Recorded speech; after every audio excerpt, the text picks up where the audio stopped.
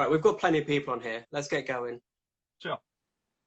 So this is a Q&A with Conor Marshall here of Conjurer and Sylosis. Let's get everybody on the same page and do a little bit of your backstory first, Sure. because I know plenty of my people, this might be the first time that they're hearing about what you do. So it'd be great to get everyone caught up. Cool. I'm going to start by doing a really deep dive. We're going to go all the way back. Right. Okay. What can you Not tell worry. me? Yeah. What can you tell me about Obsessed by Cruelty? Oh, for Christ's sake. Okay. That when you messaged me, you were like, "Are there any no-goes?" I should have said that.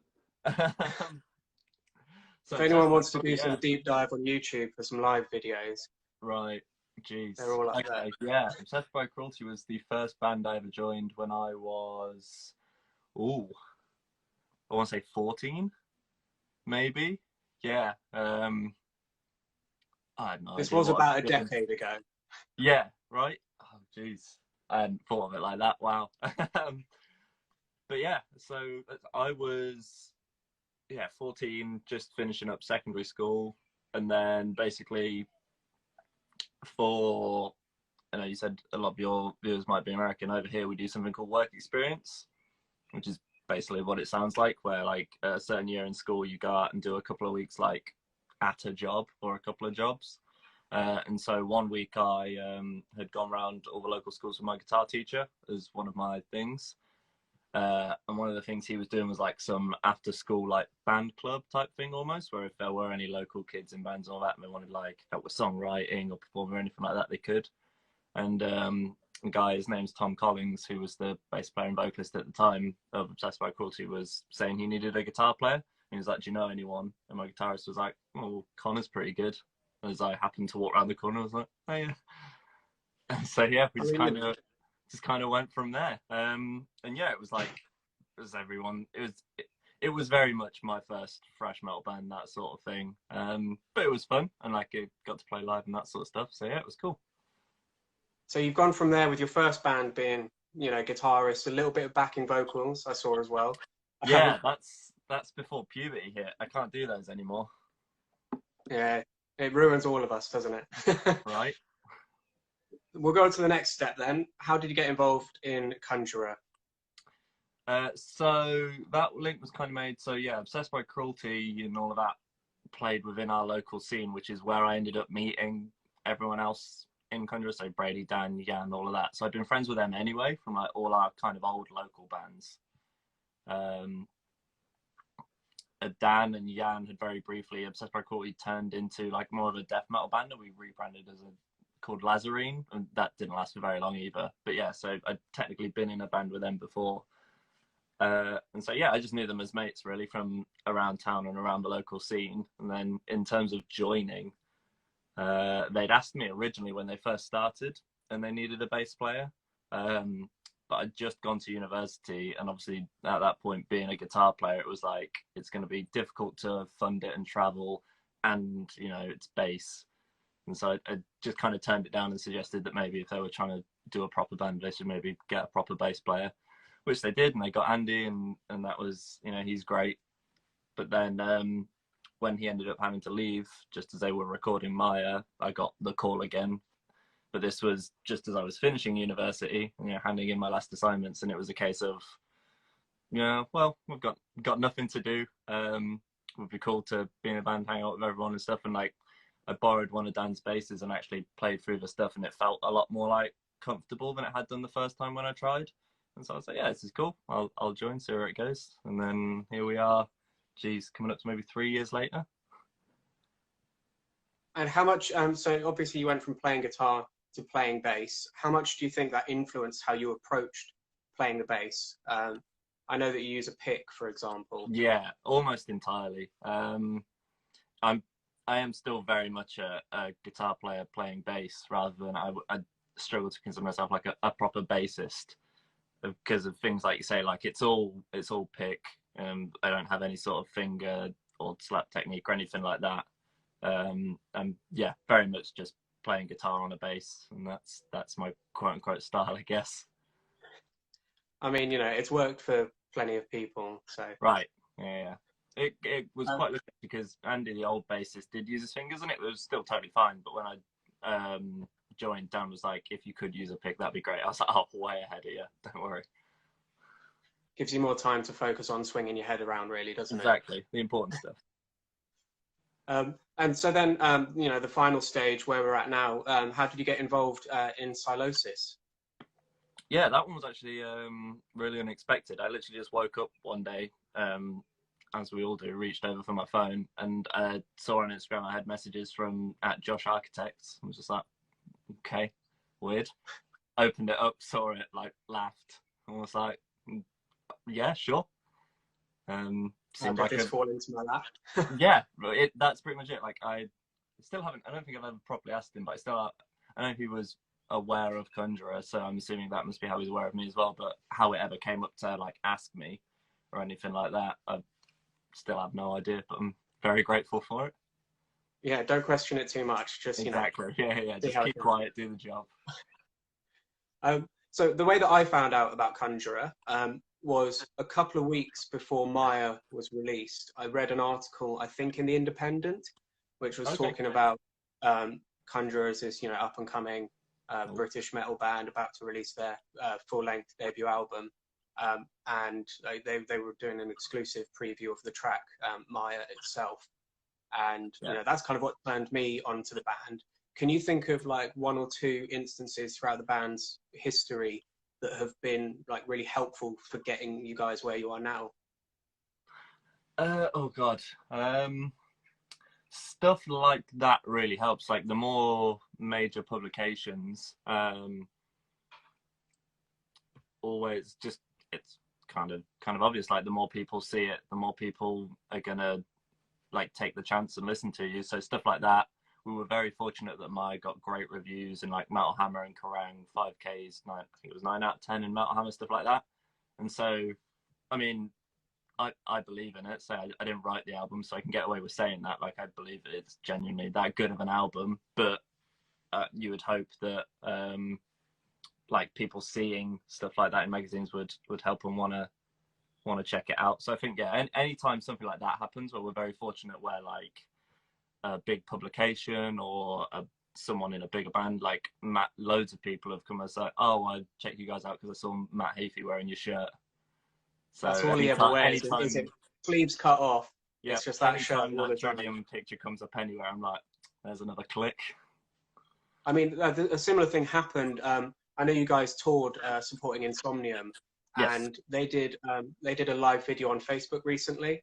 And Nilo, the vocalist, he was wearing the same shirt as well. He had the sleeves still on it though, I think. So it's not. Oh, okay. Well, it's a personal choice. Yeah, definitely. So as you've already mentioned, you didn't actually record the songs that are on Maya, but you've been playing them live now for quite a long time. How do you think your relationship with those songs has changed as you've, played them more and, it's become routine? It's a good question, actually. I think it's hard to say specifically how, but I view them all very differently. So, for example, like I said, from knowing the guys before I joined, I'd been sent like the pre-production version of the album, and so listening to that, Maya, the actual song Maya, was always like a kind of standout one. It was one of my favorites. Whereas now, if it was playing it, like we barely ever play that one, partly because it's in a different tuning, but I think we've also all just got other favorites. So I think there's kind of a difference between listening to them and like performing them, if that makes sense. So I guess that's the sort of relationship change. If I go through and listen to the album, it's still how I remember hearing it, but if we ever have to actually play it, then it feels a bit different. Yeah. Talking about live shows then, so your first gig with Conjurer, I think it was to launch a Holy Raw beer, was it? It was, yeah. It was, I want to say it was us. I know We Never Learned to Live were on there. I can't remember else. I've got a terrible memory, but yeah, it was a Holy Raw beer launch, and it was, from what I remember, pretty good. And how does that compare with your first Sylosis show, which is a sold-out headline show at the O2 in Islington? Kind of, what's the difference mentally you know, they're both your first time with a band, you know. Yeah, I'd had a lot more preparation for the Conjurer one, luckily. So that was good. It was a short set, which was nice. But I remember that room was like 1,000,000 degrees. So actually, like getting up, one being unfit and not like having played and performed a show in years at that point, like it was kind of like of a shock because it's not like I turned up to band practice and started swinging my head about. But yes, that was the first thing. Whereas obviously by the time I'm playing with Sylosis, I'm a little bit more used to it. And I'm just trying to think back because that just feels like such a long time ago. I remember. Yeah, we're digging deep there. Yeah, I remember being very, very nervous for it, the same as Sylosis, but kind of for different reasons. Like with Conjurer, it was more just being very nervous of being on stage again and that sort of stuff. Whereas with Sylosis, it was more trying to remember everything because it was not impossible to learn. Like I pulled it off, but you know, it was a lot that I'd learned and kind of crammed over those last few weeks with not many rehearsals, as well as like, yeah, so trying to remember it in the first place, play it properly, and it's like say, sold out Islington Assembly, lots of people watching, like full light show and production and all that to be aware of. So yeah, very nervous. And I mean, the first time you met up with the guys in Sylosis, it was to record the music video itself, wasn't it? Yeah. So I'd spoken to Josh, and I can't remember if I'd even spoken to Ali or Bailey at that point. I don't think so. But yeah, turned up at a big warehouse somewhere, and yeah, the first time I met them all was right before we did that, which was weird. If anything, it was kind of good because at least it helped break the ice having something to do, if that makes sense. Like it wasn't just we turned up and I had to make small talk with people. It was like we were there to do a job and record a video, and we had like a whole schedule laid out. So that was nice. But yeah, it was a little bit thrown at the deep end as well. Yeah. Whenever I've seen an interview with you, at least, the one thing that gets brought up all the time, as we've been talking about these gigs that you've been playing, is your on-stage presence. Yeah. You know, you've kind of become a little bit of a cult hero for your antics on stage, the windmilling, the facial expressions. You know, whenever there's photos from one of your gigs, there's going to be one of you doing something mental. Are there any artists that you've seen previously that have kind of inspired your onstage antics? Like any that you kind of want to emulate a little bit? Yes and no. Like even from just getting into metal and then before like playing shows, but when I realized I was going to be playing shows and that sort of stuff, like I've always thought headbanging and stuff was cool. And like I originally, like the reason I was growing my hair out is just because that like the people I thought were cool had long hair and all that sort of stuff. Like so it's, yeah, I've always really enjoyed that aspect of performance.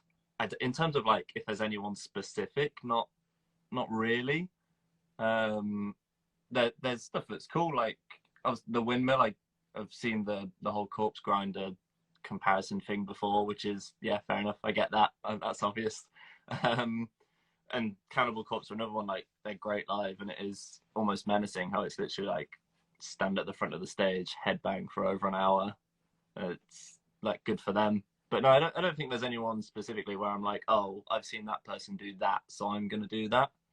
It's all just sort of stuff I've figured out along the way, really. And as you mentioned, you know, getting up on stage, shaking your head around for that amount of time, what kind of steps do you take to look after your neck? Yeah.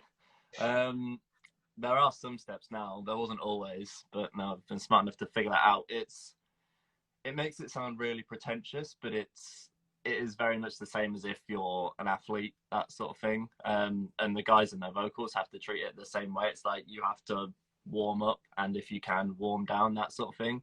And then it's one of those where it's almost easier doing it on long tours now compared to like one-off shows, just because you kind of get in the rhythm and the routine. And so like by the third or fourth show in, like you can wake up the next day and everything's fine. But like the first show back, whether it's Conjurer or Sylosis or anything after this lockdown, is going to be a nightmare.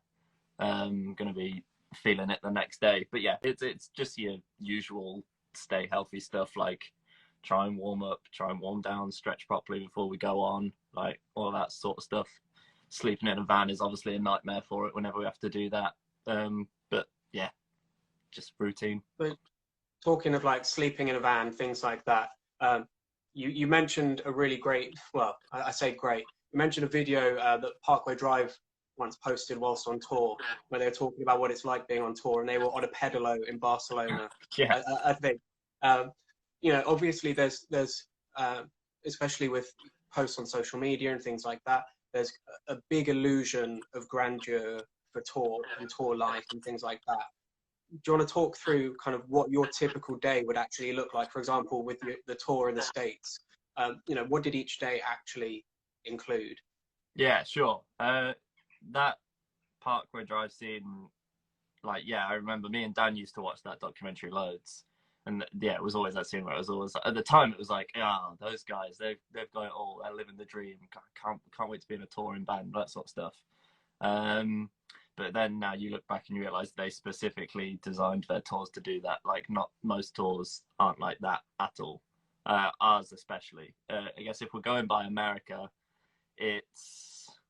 America's different just because the drives are so long. It's not necessarily the same across Europe or the UK, but America is, yeah, you wake up wherever you wake up. Sometimes if we're lucky, it's a hotel if we've done good enough on merch or anything like that. Sometimes if someone's been kind enough to let us crash on their floor or something like that, you wake up at someone's house. But yeah, wake up at whatever time you decided the night before. People who've decided they want a shower that morning, there's normally some sort of shower queue, and then you head off. If you've got time, you stop for breakfast somewhere. If it's a service station, restaurant, Waffle House, anything like that, great. And that's it. Yeah, it's pile into the van, try and get comfy, and you know, just pass the time for however long it is. And then it's going to vary on the day, but yeah, get into the venue, unpack the van, carrying all the heavy gear. Hope there's not any steep stairs. Sound check if you're lucky enough to get a sound check on whatever tour package you're on. Try and go get some lunch, set up merch in my case, because I look after all our merch now when we're on the road. So normally it'll be get in, load out all the merch. The guys will kind of take care of the gear, and I'll go start setting up displays and doing stock checks and all that sort of nonsense. And yeah, try and get some food, play the show. For me, go stand up merch. Night ends, pack down all the gear, load it back into the van, go to wherever you're staying that night. That's that on repeat. But every now and again, different things. Sex, drugs, rock and roll. Yeah, well, exactly. Yeah, there's not much of that anymore, especially not in our scene so much. And that's probably a very stripped down, like, not quite pessimistic, but very boring way to look at it. Like, within that, like, there's so much like camaraderie and so many little events that will happen throughout your day that, like, we all love touring for the most part. Jan is a proper homebody, and so doesn't like the being on the road part of being on the road. He does it to play the shows, essentially. But for the rest of us, like, we like, to a certain extent, you know, the traveling and the seeing the world as much as you do see it, even though you don't get much time to go and explore cities. That was the one good thing that was nice about the Insomnium tour compared to, like, the one extra thing, because we were lucky enough to be on a bus for that tour. So obviously all the nice things about being on a tour bus and getting a bunk to sleep and all that's great, but waking up wherever you were going to be playing and actually getting a chance to, if you wanted to, go and walk around was great. That's not normally a luxury we have. So yeah, we've done two tours where we've gone all the way across America and back, but in terms of how much we've actually seen of it, it's probably not a lot. Yeah.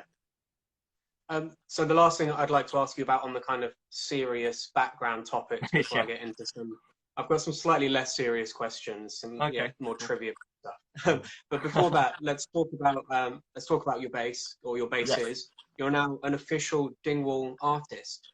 I am. Yeah, I'm very lucky. How did that happen? That's amazing. I mean, you know, being an official representative of a brand like that is something that a lot of people think comes a lot further down the road than, you know, necessarily how long your musical career has been. How did this come about? Yeah, it's definitely not Congratulations as something I well. was expecting. I was kind of cheeky by asking, to be honest, because yeah, like you say, I'm not someone who's necessarily going to bring in the big business for them. But yeah, it was a case of I was thinking about getting a new bass anyway, and was basically going to need to get one now being in Sylosis and Conjurer, because the tunings and all that stuff are just worlds apart. So I wouldn't have been able to use my Fender P bass for both.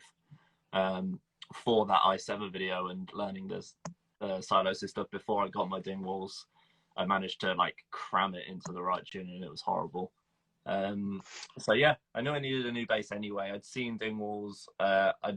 We did a tour almost just over a year ago. We're over in Ireland with a band called Baylor. We're a great hardcore band, and their bassist was using Dingwalls. I think still is, and so he let me play a couple of his, and like, I just remember playing it and be like, this is perfect, essentially. And so yeah, when it came to knowing I was going to get one, like I reached out and emailed them,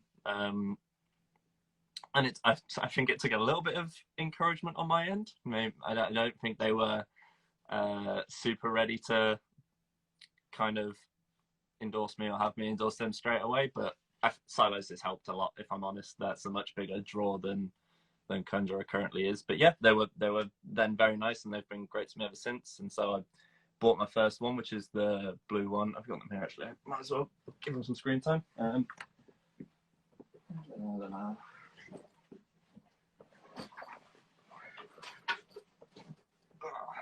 Been using them for writing and such. So yeah, I've got my blue one, which I use for Conjurer, which is yeah, very, very nice. That was the first one I got. And then for needing another one for Sylosis, there you go, I got my nice purple one as well. And they're great. They're just the best. I mean, it's not much for me to say they're the best basses I've ever played, because obviously, like we've said, I'm not a lifelong bass player, but even going by like the guitars I've had and that sort of stuff, they're basically the best instruments I've ever had and played. So yeah, I'm very happy to have them in general, even if I wasn't endorsing them as an official artist. But I'm also very happy to be able to, like, even if I affect a small pond in their like sales and stuff like that, to be able to represent a company that I genuinely believe in is actually quite nice. And speaking of, you know, endorsing it, I'll give you a moment to say, you know, what can you tell us about the hardware? I know that the model that you're using now has got fan frets, for example. Yeah. What are the other kind of selling points of it?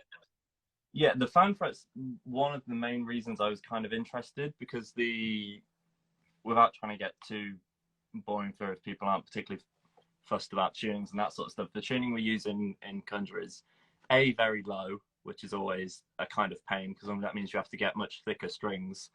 But also it's the tuning is effectively almost as if we were missing a string, but we don't play on 7-string guitars or anything like that. It's all still on a regular guitar. So especially on a regular P bass, it was a bit of a pain getting into that tuning and having to have like a ridiculously thick string, and then some that don't quite match up. So the fan frets is kind of the main reasons I was looking at Dingwalls, because effectively what it does is means the lower string has what we call a longer scale length, which basically just means from like this point all the way down to this point, whereas the higher strings, because it curves in, has a shorter one. So it basically means it maintains its tension and its tuning better across the whole thing, especially for lower tunings.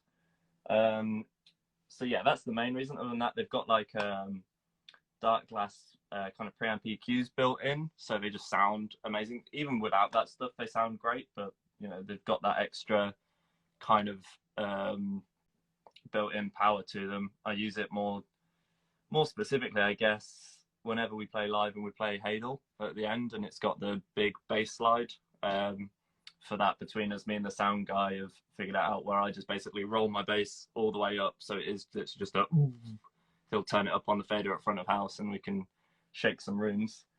Yeah, I guess those are the two main things. Other than, say, I don't want to give anyone the sales pitch if they're not particularly fussed, but other than them being legitimately amazing instruments without all of that, like those were the two main reasons I was looking at them: the fan frets to help tuning, and then the different tone possibilities are great for what we do.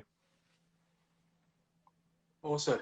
I mean, legitimately amazing instruments is the biggest endorsement you can get, really. Just put that on there.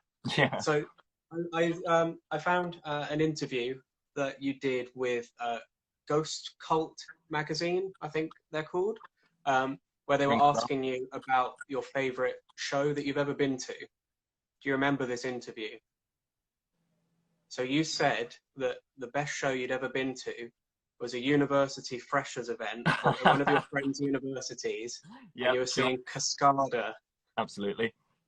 Do you stand by that a couple of years later? Oh.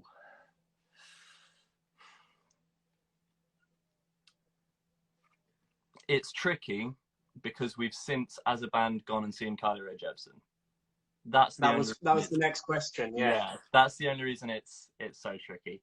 That Cascada night was great because it was basically like I was just very, very drunk, and so I think that made me enjoy anything at that point. But Cascada, like, she was legitimately, I expected it to be one of those where she's just doing appearances effectively. So yeah, she might be singing, but it's all going to be on tracks and all that, and it's more just for the the club and that sort of stuff. But she was legitimately singing and was great. So I think that's why I had such a great time, because I was smashed anyway. But then like there was a legitimate musician like belting out notes, so that was great. But no, yeah, Carly was great as well. Actually, I think Carly probably pips it. It's almost become a little bit of a joke how obsessed you guys are with Jeppers. How did that happen? Like, have you all just kind of fueled each other's love for this artist? Pretty much, yeah. It's Dan and Jan mainly. I'm assuming it's Jan found it first, because and as much as it kind of started, not quite, yeah, why not? It basically started as a joke within ourselves. Like, weren't like pretending to like or anything like that, but just like how much we liked it. It was almost a bit of a joke, but then it's like we're just deadly serious at this point. Like, I can't remember what tour it was. It might have been on the Insomnium tour, but we were talking about it, and Jan was like, I think it's genuinely my favorite album of all time. Talking about Emotion. He was like, I can't think of anything else that I would put above it. And that's basically what it is. I think Jan must have found it first, loved it, showed it to Dan, because they always used to drive to gigs together and that sort of stuff, so they'd listen to a lot of music together. And then in terms of when they showed me, it was a similar sort of thing. Like, we were on the way back from a practice once, and they put it back on from where they were before they got to practice. And I was like, sorry, what are we listening to? Because I just kind of hadn't cottoned on properly, and they were like, oh no, mate, put it back to the for the start. And yeah, it was one of those where I liked it, but I was like, yeah, it's fine, cool, I get it, you like it, pop music. But then it was like 2 days later that song was stuck in my head, and so I was like, actually, I'm going to put this on my way to work. And then I've just listened to it more and more and more, and then eventually we managed to convince Brady. He wasn't always like on board, but no, we managed to convince Brady, and now here we are. Like, we've put her on tour posters, we've ripped her off for merch, we've gone and seen her. Yeah, you're basically a cult. A little bit, but we're a serious band too, but also Jeppers. Speaking of, so obviously, your music taste is pretty varied. You go from, you love Jeppers, but I know that you're also a massive fan of some of the old school thrash bands, and you grew up, I think you said you used to go and see Muse with your dad. Yes, yeah. Can I give you a few pairings of artists? So I'll give you two artists.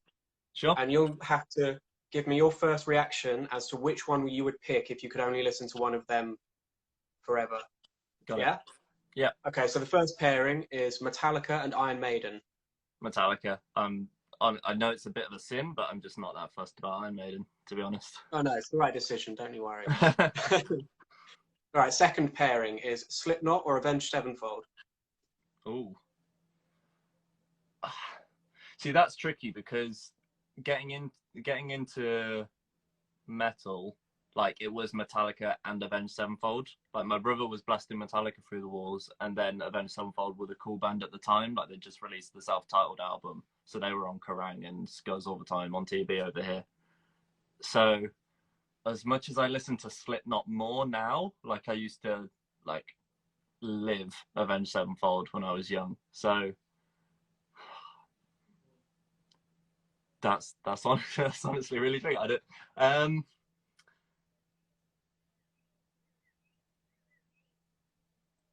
I'm gonna say Slipknot, but I'm not necessarily happy with it. I could really feel that this question has completely tortured you now, and I didn't mean to do that, and I'm sorry about that. All right, we're going to go with another pairing, Britney or Beyonce? Beyonce. Oh, that was easy, wasn't it? Yeah. Oh, yeah. What about Mastodon or Coheed and Cambria? Coheed. And, oh, look at that. Easy. Yeah. No, and finally, Sylosis or Conjurer? I'm going to get fired. You can only listen to Cycle of Suffering or Maya forever. Maya. Like, Sylosis are great, and one of the nice things about being asked to join the band was I immediately had to go and panic listen to the discography to like refamiliarize myself. And like, again, I can say it as a fan because I've not been involved with any of it. Like, they're a great band. Josh is a great songwriter, great guitar player, all of that. And so, you know, Sylosis are great, but no, I'd have to pick Conjurer. Like, even being in Sylosis, it's the understanding is that like Architects comes first for Josh, Bleed from Within comes first for Ali, like Conjurer comes first for me. We've got a Google Calendar so we can see when we're all touring and stuff. So no, I'd have to pick Conjurer. That's all right.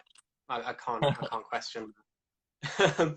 So I've got a question, which is, from the festivals and the shows that you've played, can you think of one festival or a venue that has taken really good care of you and what they did that felt above and beyond? Oh, there's quite a few. Like, Europe in general is lovely.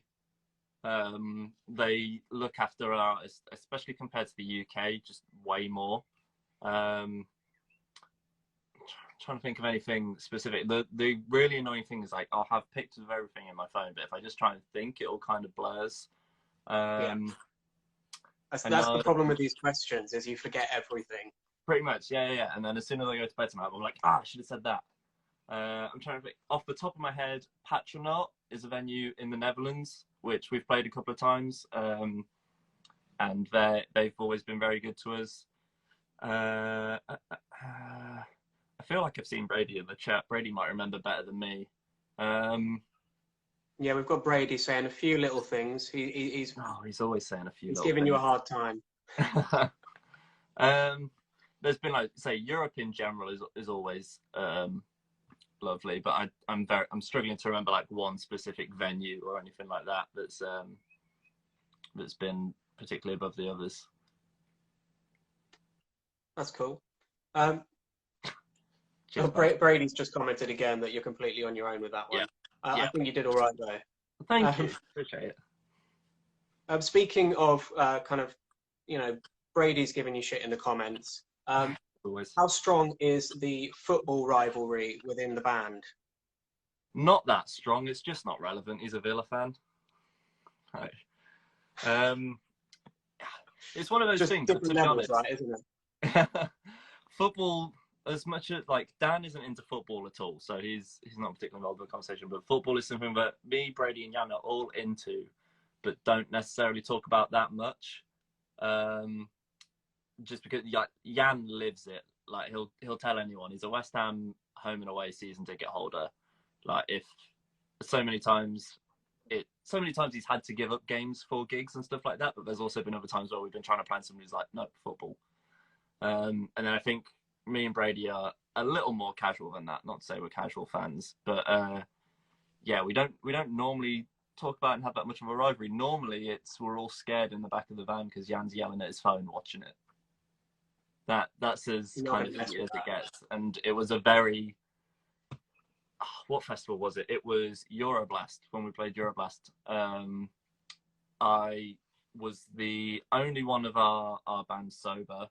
I was drinking tea at the time, but I had to activate dad mode because I had Jan in one corner yelling at football and scaring the locals.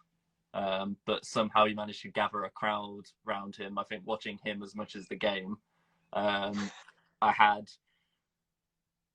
think Brady and Dan were drunk. I'm trying to remember who was worse, but they were, running about the place off their heads, and it wasn't fun. Amazing. Yeah. I've got a couple more questions, and then I'm going to go on to some questions from some that people have sent in. I've seen a couple come up on the chat. I'm trying to remember, Nice. and I will probably forget. So if anyone's posted any on the chat, post them again, because I've completely forgotten what they were. So I've got a question. Please don't tell me that this hasn't happened, because then this is just going to be awkward. Okay. Do you remember the first time that you were recognised in public or at a festival or something like that from being in Conjurer or whatever? Yes. I think it was the first time. It's the first time I remember. We had just played Arctangent, not last year, year before, I want to say 2018. And then I was just at work the next week. I just work in retail. And someone like came in, it was kind of whilst I was talking to a customer, and it was kind of like, sorry to interrupt, but we just saw your Arctangent, just wanted to say like, you were great. Like shook my hand and off they went. And that was really weird, because it was like I had a customer who obviously didn't know it. Turned out to be a music teacher, so when I explained a little bit, they were kind of into it, but at the time was like, I had no idea. I had a colleague stood next to me as well who was like more excited than I was that I'd just been recognized and that sort of stuff. But yeah, it happens every now and again, but not super often. I mean, you know, at least there's a nice story there, and it wasn't like an embarrassing one at all. Yeah, no. Everyone's always you haven't very got nice. The groupies yet. No, there's none of that. We're on to the big question now. Okay, this is the big one. You've been asked it before though, so it's nothing new. Oh. Maya came out 2018. I know that Dan said that he wanted to be back in the studio within a year, which he was as wrong. we know didn't happen. Yeah. I told him he was wrong at the time, but no, all of them were like it. They were like, yeah. To be fair, I think partly it was because no one kind of expected Maya to do as well as it has. Like, I don't think we were expecting to still be getting offered tours and stuff on the back of it now. But yeah, they were all like, yeah, Maya, and then back in the studio within a year, get it out for summer.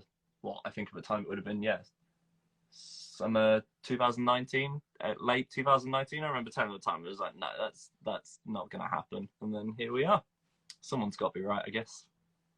So Maya had, you know, as you've said before, these amazing reviews. You're somehow still getting shows booked off the back of it.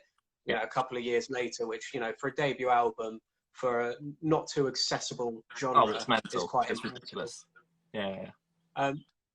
I even this week, Louder Sound magazine published a poll saying, vote for the greatest metal debut album of all time.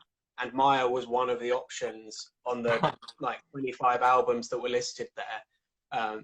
So you've got a fan somewhere at Louder Sound who's put that there.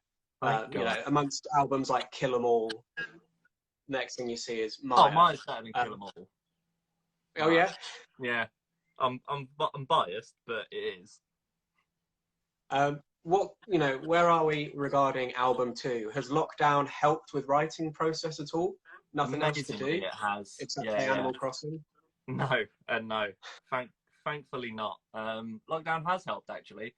We just before lockdown, we'd managed to hit our stride a little bit. So we'd gone from like, whenever we got asked this question, it was like, oh, we've got 1 or 2 songs, but we're not very good at writing. We're, I think, just past halfway done now.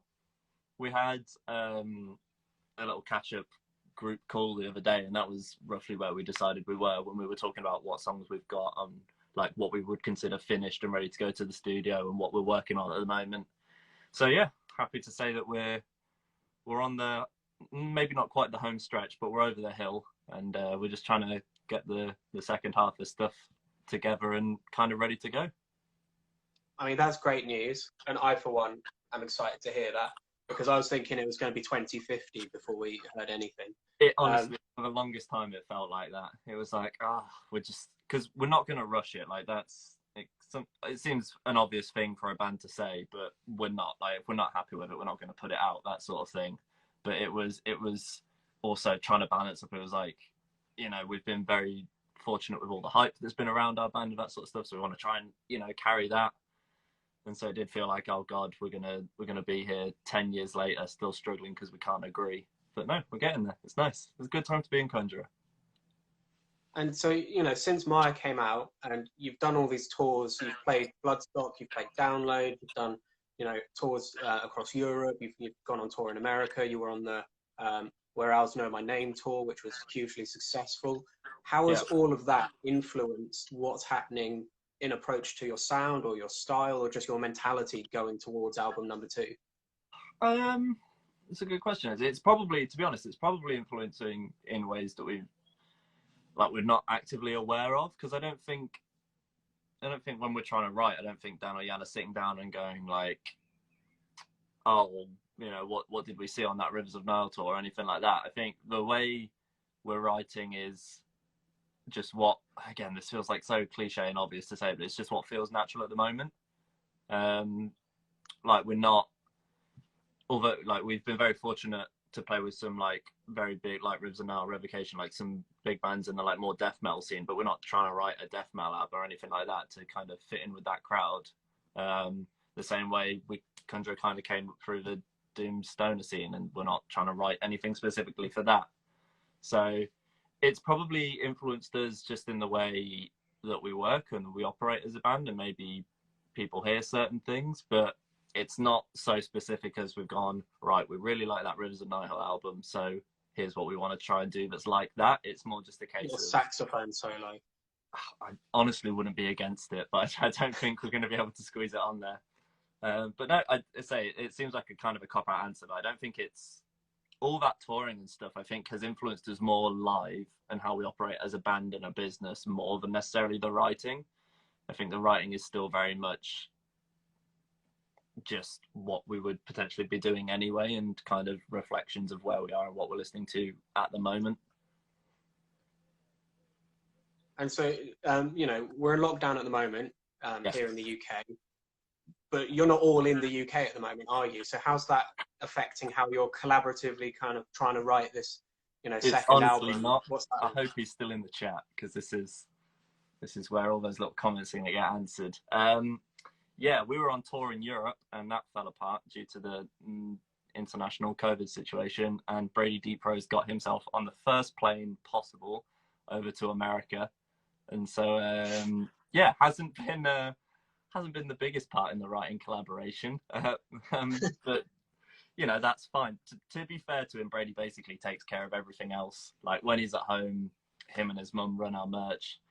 Viv Deeprose, God bless her, is still holding down the fort whilst he swans off, and like he takes care of all the business stuff, he manages us and everything like that, so he still hears all the stuff we write and he chips in with his ideas and says what he does and doesn't like. But luckily the way we operate and the way everything is just done over internet now anyway, we're not a band who gets in a room and writes.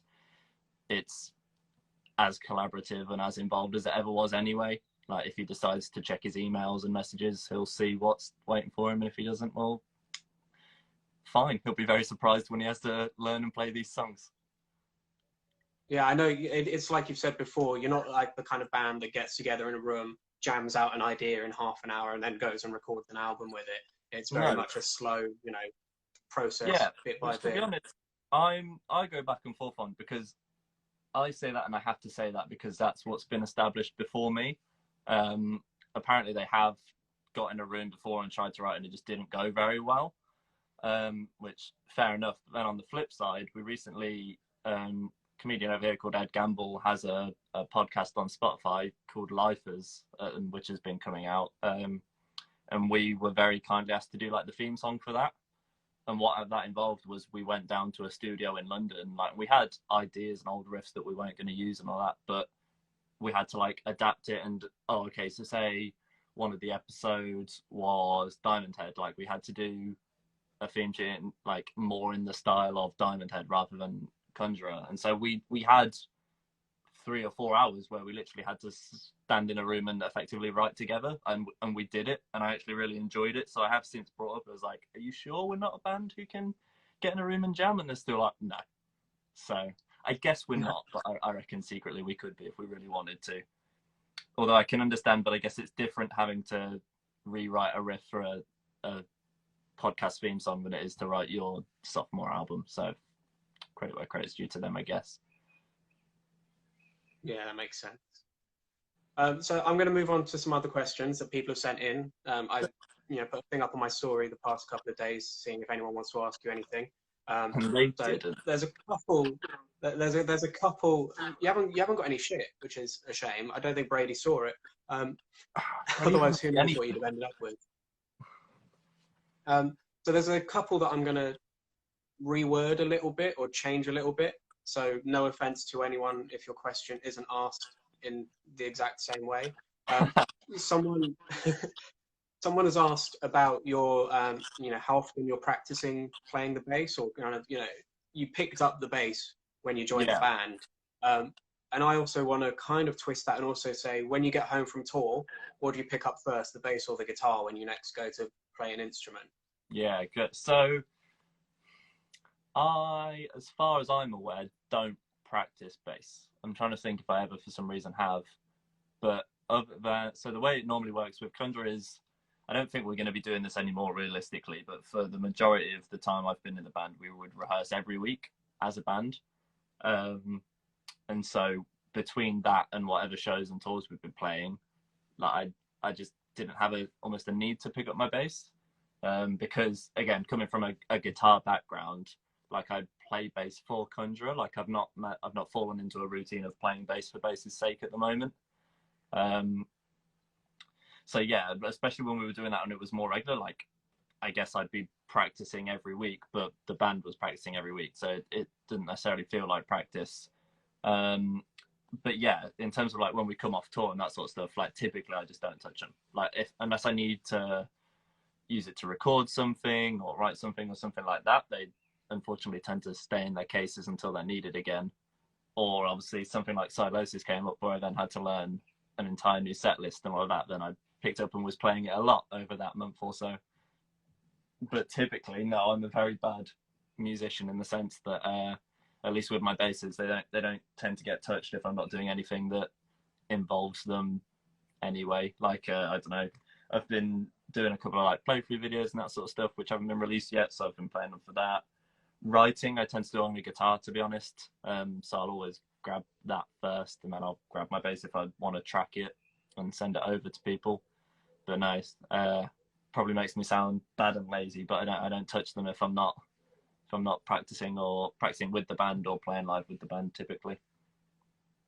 No, that's cool. That makes sense. A couple of questions have just come up in the chat, and I'm going to ask them before I forget about them because they're going to disappear. And two people have asked. Well, one person asked, and then I was reminded. Yeah. People are desperate to know whether you've got any Jeppers covers in the pipeline. Not officially. Brady might be able to find it for you because I feel like he has them before. But there was. It's not an official cover, but there was a jam of "Run Away With Me" at a Conjurer practice once that Brady recorded, so that exists and that's out there on the internet. But in terms of official Conjurer covers, we're just not dumb enough to set ourselves up for failure like that. We're not going to beat the original. Do the whole punk goes pop sort of thing with it. I mean, we could, but I wouldn't want to touch a masterpiece. It's that sort of thing. That's fair. You're never going to achieve that height, I guess. Exactly. We'd only ruin it for ourselves. So we'll leave it as it is. We'll leave it to Carl's. And we've just had a question come in from HLC Photo. Hello, welcome. He's asking, how often do you get asked, how's your neck doing? Which is something I've already asked as well. Not as often as you might think. Yeah, it's normally just in situations like this where if like interviews or anything like that, or every now and again I'll get it at the merch table. So more so after we've played, if people have literally just seen it and then come over and have a chat, I'll normally get a I don't know how you do that sort of thing. I had one.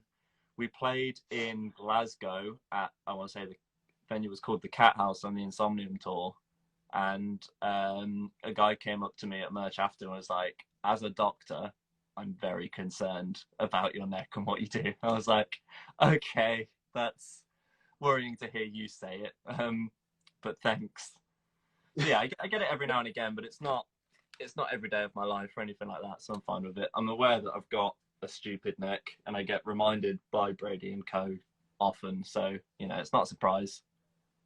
I mean, but your neck has got stronger and thicker since you've Oh, been it in the band. absolutely It has has. definitely. Yeah.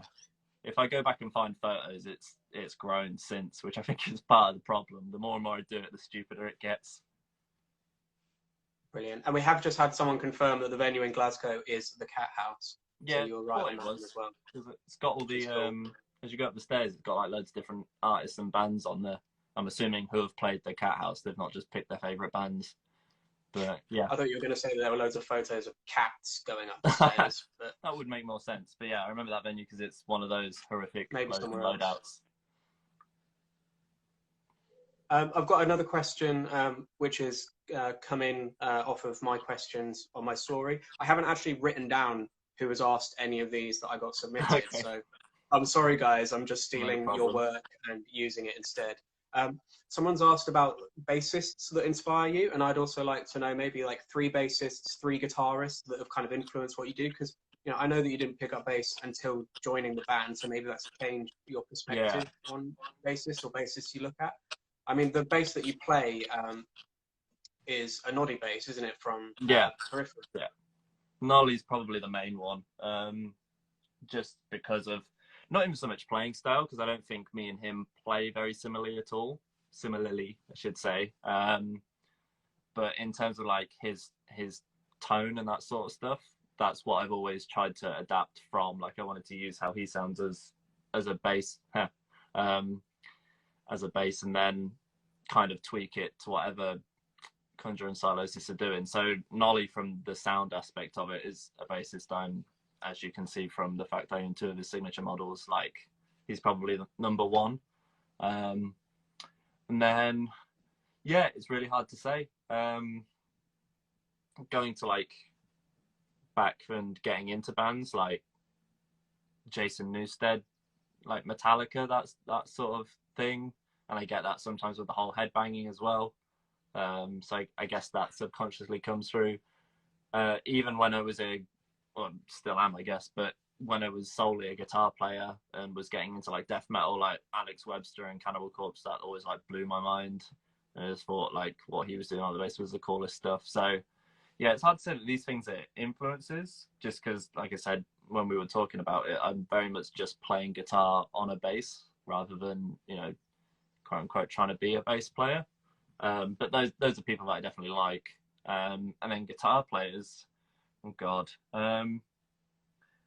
Again, this is tricky because, hey, it's been a while since I've really thought about guitar like that. But then also, like I was saying, with how like I just loved Avenged Sevenfold growing up, like Sinister Gates was just the coolest guy in the world, but I can't play like him even in the slightest. If I pick up guitar, I'm like much more of a rhythm player and like a shreddy lead guy, which is kind of Dan's fault, to be honest, because just as I was kind of about to start trying to nail that sort of stuff, I was like, I'm going to learn to sweep pick over the summer and all of that sort of stuff, was when Dan joined, at the time Obsessed by Cruelty, then turned into Lazarine, and started writing riffs that I couldn't play.